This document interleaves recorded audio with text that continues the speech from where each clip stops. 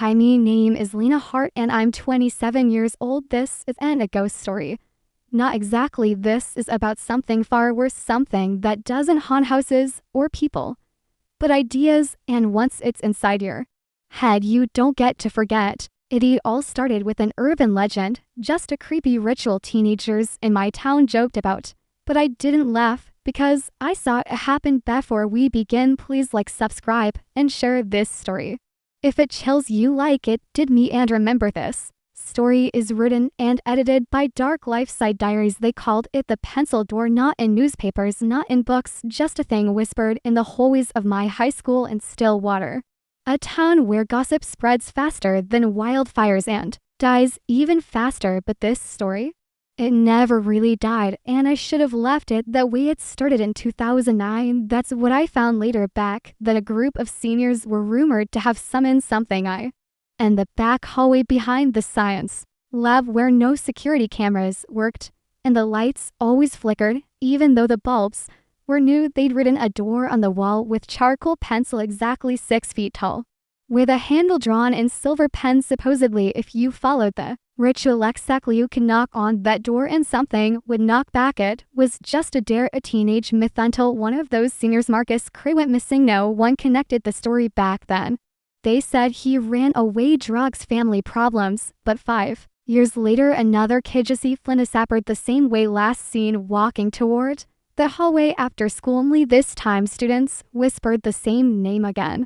The pencil Dory didn't believe in it, not really, not until my friend Cassie brought it up one cold night when we were walking home after a party. She was buzzed loose with her words. She said her brother had drawn it once. She said she saw something knock back, but he never opened. Edie laughed it off. We all did, until the next morning when Cassie didn't show up for school. Her parents thought she stayed with me.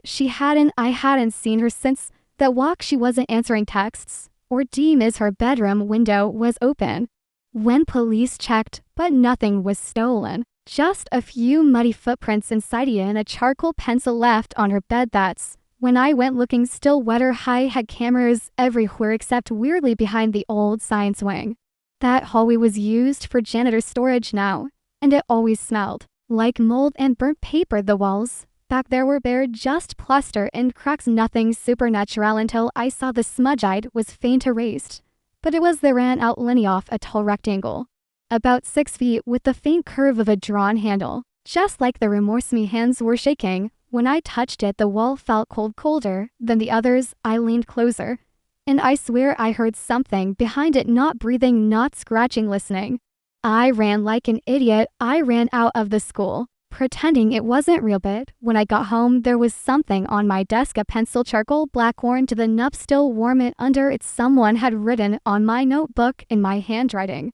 But I hadn't written it. If you knock, it listens. If it knocks back, you're chosen. If you open, it enters. That night, my dreams Chankety kept seeing doors, but they weren't real. They were drawn on ceilings, windows, mirrors, even skin. And someone was on the other side waiting for me to answer. Pencil wasn't mine, that much I was sure of. I hadn't used charcoal since sophomore year, and even then I'd never sharpened them like this. So finally they looked like needles.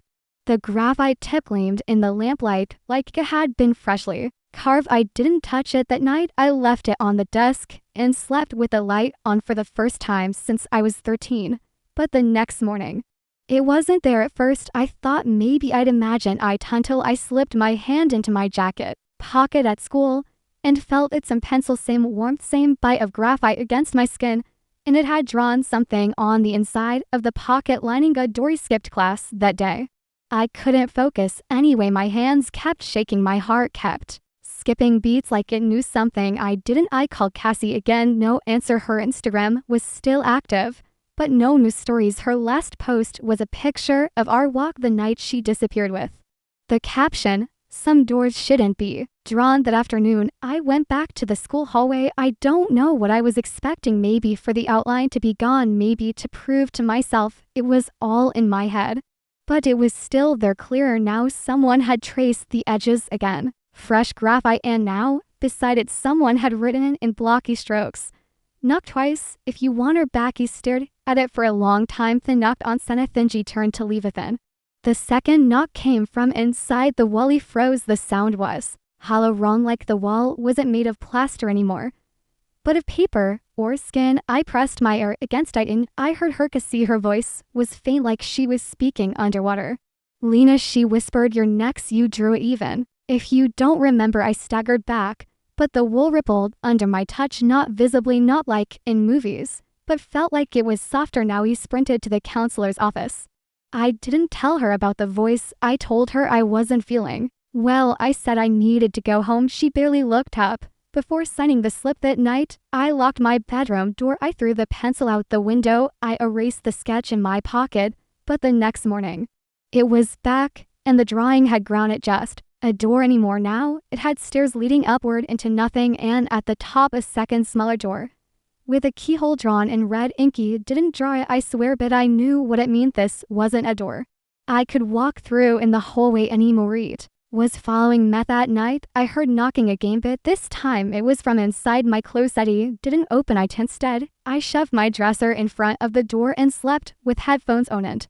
When I woke up, every surface in my room had a pencil drawing on it. My mirror, my ceiling, even the back of my hand or stairs handle still waiting in on the wall above my bed, written in my handwriting, "You're already inside. You just haven't opened your eyes yet." The third day, I stopped trying to erase them. The drawings only came back stronger. If I rubbed out a sketch on the mirror, it reappeared double on the wall. If I painted over the one on the door, I found it etched into my pillowcase. My mom didn't see them. She walked into my room, looked straight at a crude pencil drawing of a handle scribbled across the closet, and didn't blink when I asked her about it. She just frowned and said, "What handle?" That's when I realized this wasn't happening in the house. It was happening to me. Skipped school, didn't leave my room. I took down all the pictures on my wall, flipped every mirror, sealed every vent.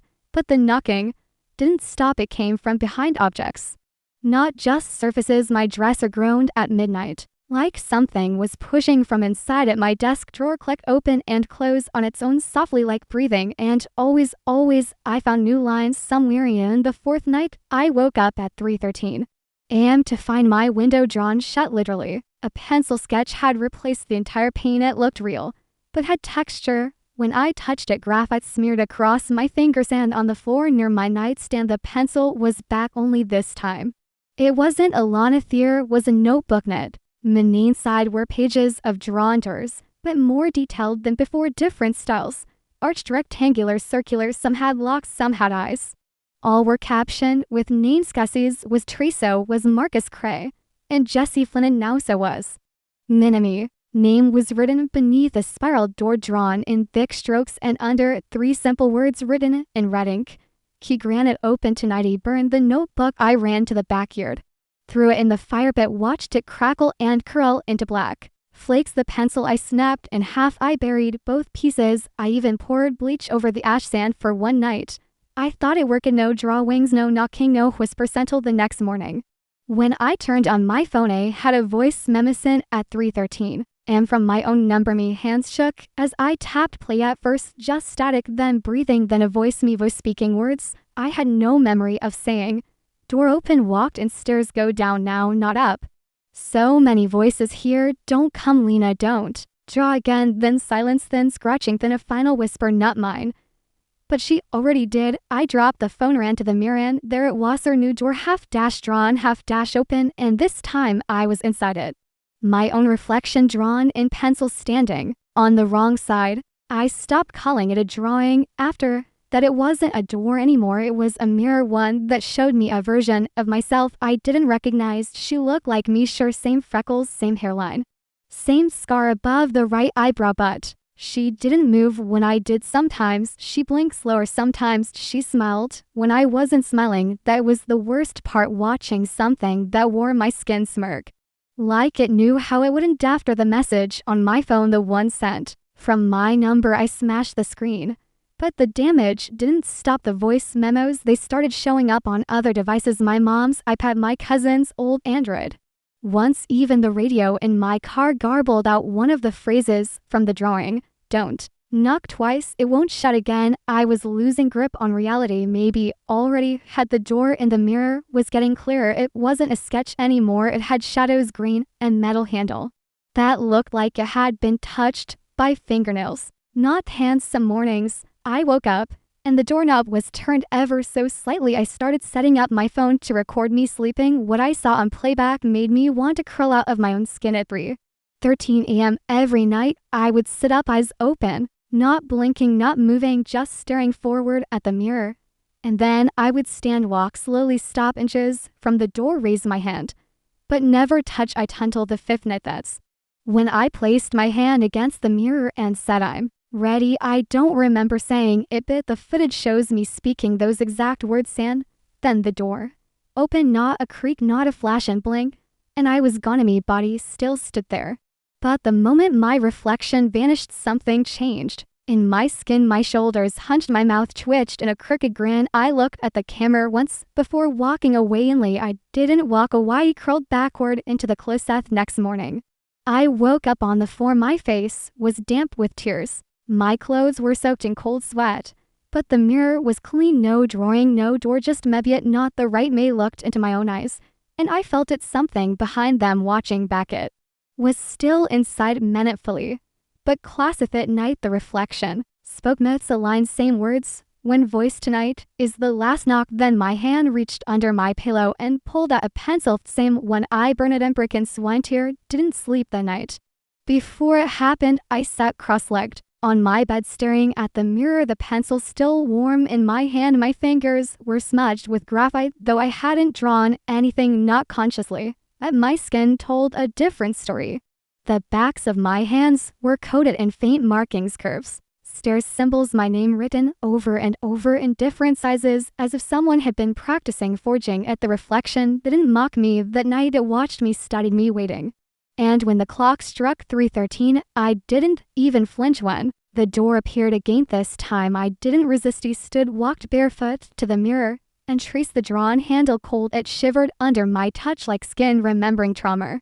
Then it turned it in. The glass didn't break, it folded inward like paper, bending space into a new dimension. I stepped forward, and the world behind me disappeared. First thing I noticed was the sound, not silence, but an endless hum, like thousands of whispers layered into white noise. The space was colorless, like I had stepped into a sketchbook halfway through being filled. The ground was graphite gray. The sky, if you could call it that, was smudged. Charcoal shapes floated above like unfinished thoughts.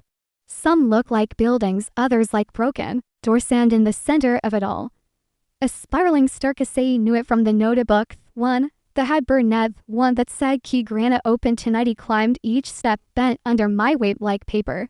Under pressure, no handrails, no wind, just my breath and the scratching hum growing louder. I passed doors along the way, drawn into the space around me like parts of different worlds, bleeding into each other. Each one was different tone, had a label.